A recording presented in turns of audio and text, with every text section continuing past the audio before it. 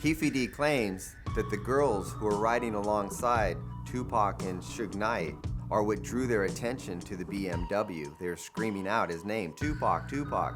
She was like, "They're Suge, Suge." Like, and then he was like, "Come on, come go with me. Come go with us. We going to 662.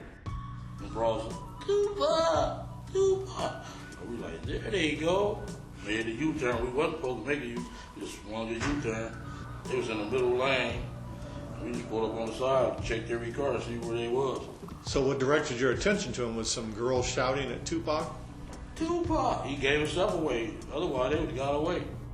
Due to traffic conditions and the configuration of Suge and Tupac's caravan, the white Cadillac is forced to pull up on the right side of their BMW. I thought he was going to pull on my side.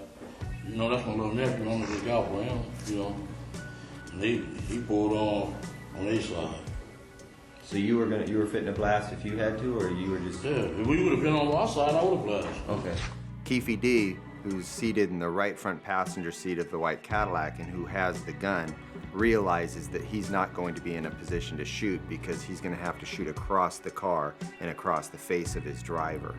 Keefe D turns around to hand the gun to the back seat, attempting to give it to DeAndre Smith, who would be in the best position to shoot.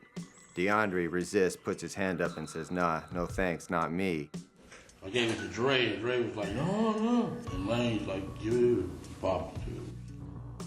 Orlando Anderson, who's in the right rear passenger, reaches forward and says, "Give me that motherfucker."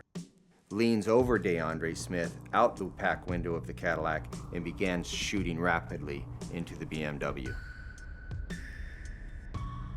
So Orlando shot across Dre? He leaned over on the window, he rolled down the window, popped.